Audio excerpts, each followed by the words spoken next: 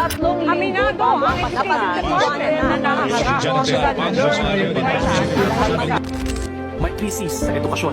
Huli ang reading comprehension skills ng ating mga mag-aaral. The country performed the poorest out of 79 countries in reading literacy. Nananatiling issue ang access sa magandang salita ng edukasyon. Maraming kabataan ang pag-iwan, lalo na ng pandemic. Walang sapat na resources para sa mga guro at bilang ang edukasyon ng mag-aaral.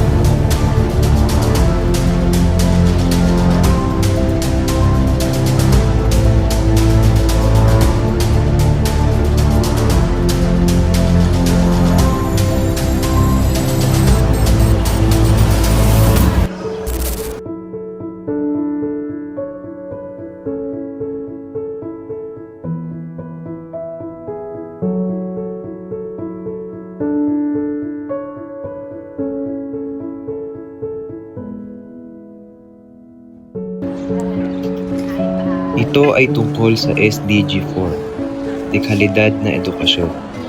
Hindi lang ito tungkol sa paaralan, libro o grado. Ito ay tungkol sa pangarap, pagkakataon at kinabukasan. Ang edukasyon ay karapatan ng bawat tao. Ngunit sa maraming bahagi ng mundo at maging sa ating komunidad, hindi lahat ay may pantay na access sa dekalidad na edukasyon. At ngayon naman, isamahan niyo akong maglakbay upang maghanap ng mga taong nais magpahatid ng kanilang mga opinyon. So magandang tanghali po sa inyong lahat. Ako nga po pala si Mark Justin Panganiban. At ngayon kasama po natin si Ate Jasmine. Ang kanyang program ay mula sa BSE and maaari ko po bang malaman ang inyong pananaw, opinion mula sa aking katanungan. So, what does quality education really mean to you? Quality education. Pag sinabi natin kasing quality education, involved dyan both ang school, teacher, and learners. Si teacher ang siyang mag-engage kay learners. How does the students will acquire holistic learning? Paano magiging memorable at magiging akma lahat ng knowledge, skills na kailangan ma-input kay students. While si school or yung mga institution naman, siya yung magiging gabay. Siya yung mag-implement ng guidelines, regulations, how does the teachers and as well the students will meet the quality education or yung sistema ng edukasyong na dapat talaga binibigay ng gobyerno sa ating mga Pilipino. Personally, yung quality education para sa akin is yung natuturuan yung mga estudyante in terms of kanilang skills, knowledge, and values. Also, in character nila. And also, hindi lang doon mag-build din ng self-confidence sa mga bata na tinuturuan mo. Then, suddenly, ma-adapt nila kung ano yung mga tinuro mo. Then, magamit nila in real life. Kaya ng pag nagtrabaho na or something na nasa out of school na sila. Quality education, yun, magre-reflect kung ano yung mga tinuro mo, kung ano yung mga natutunan nila sa'yo sa bilang guro, bilang tagapagturo sa kanila. When it comes to education kasi, ang pananaw ko dyan, education is actually a permanent treasure sa isang tao, no? Yung knowledge, yung skills kasing matututunan natin, siya yung bagay na hindi basta-basta mananakaw sa iyo ng kung sino man.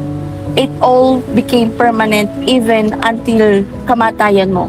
Pwede mo siyang ma-share, pwede ka maka-inspire, maka-motivate, pero yung holistic type ng learning, paano mo siya na-absorb, paano mo siya natutunan, sa'yo yun hanggang sa kabilang buhay. So it really became an asset for you, no? Kung paano ka magiging professional, paano ka mag-growth as a person, as a leader sa community hanggang sa buong society natin. Wow, grabe. And pangalawang katanungan po, what challenges do you face when it comes to learning? Challenging sa akin, for me, yung challenge na na-encounter ko is yung mag-aaral ka din ng sarili mo. Kasi bilang guro, hindi lang basta taga-turo rin. Nag-aaral ka din ng sarili mong mga ituturo. Parang nang sa ganun, hindi lang estudyante mo yung nag-aaral at the same time ikaw din. At alam mo yung mga ituturo mo. Alam mo kung paano mo i-discuss sa kanila. Alam mo kung paano gagawin mo para mas maalam din ng mga estudyante na tinuturuan mo. Sa Pilipinas, alam niyo naman, di ba? We all have this kind of phenomenon hindi mamatay-matay, which is poverty. So, I mainly struggle talaga, number one, financial stability. Especially ako, raised ako ng single mother. I'm from broken family, so walang ibang nagsusupport talaga sa akin kung hindi mother ko na lang. And aside from that, luckily na lang, nag-aral ako ng mabuti in terms nung senior high school year ko. Pero kung hindi siguro nakapag-aral ng mabuti, nakakuha ng magandang grades nung senior high, baka sa private pa ata ako pulutin, magbayad pa ako ng tuition or mag-working student pa talaga ako. Kasi I really want to pursue talaga my education, makatapos ng education para nga sa future ko. Kasi mahirap maghanap ng trabaho sa totoo lang dito sa Pilipinas nang wala kang papel, nang wala kang pinapakitang credentials. Hindi lang yung looks, yung skill ang asset mo. Kailangan pati papel, credentials. Last na katanungan po, how has education changed the way you see your future?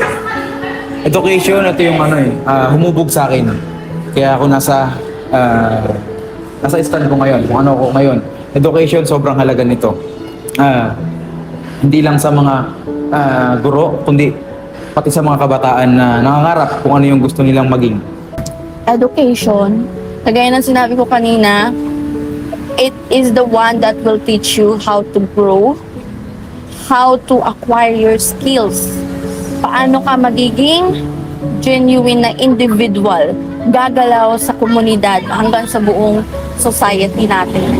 Hindi ka lang kasi basta learner, hindi ka lang kasi basta magiging professional, but the way how you will be raised as a leader, a great leader para sa bansa din natin. And isa pa dyan, in terms sa education, kagaya ng sinabi ko, ang mapapabago ng edukasyon kung ang lahat ng tao ay talaga nakakapag-aral, kung ang lahat ng tao may kakayahang mag-aral, is yung awareness. Awareness sa bagay-bagay na dapat nating aksyonan, kung paano tayo dapat makapag-inspire, motivate, at makatulong sa kapwa natin. Hindi yung tayo pa yung magpapalaganap sorry, excuse me, ng kasamaan, ng any crime, or ng any violent propaganda sa Pilipinas. Kasi masyado na magulo yung Pilipinas eh. Nandiyan ang edukasyon para matulungan natin yung bansa natin, para tayo mismo yung matutong maging great leader, maging maayos na leader sa bansa natin, kahit sa simula natin sa maliit na komunidad natin. Ayan, thank you po. Maraming salamat po, Ate Jasmine. And maraming salamat po ulit. Thank you po. Justin, thank you. Thank you rin po, Sir Eman. Maraming salamat po. Ang SDG4 ay isa sa 17 ng Sustainable Development Goals ng United Nations. Layunin nito na masiguro ang inklusibo, pantay at dekalidad na edukasyon at itaguyod ang habang buhay na pagkatuto para sa lahat. Ibig sabihin, walang dapat maiwan, bata man o matanda, babae o lalaki, mayaman o mahirap. Ang SDG4 ay paalala na ang edukasyon ay susi sa mas makatarungan at mas maunlad na mundo. Kung gusto natin ng mas magandang kinabukasan, magsimula tayo sa pagkatuto ngayon.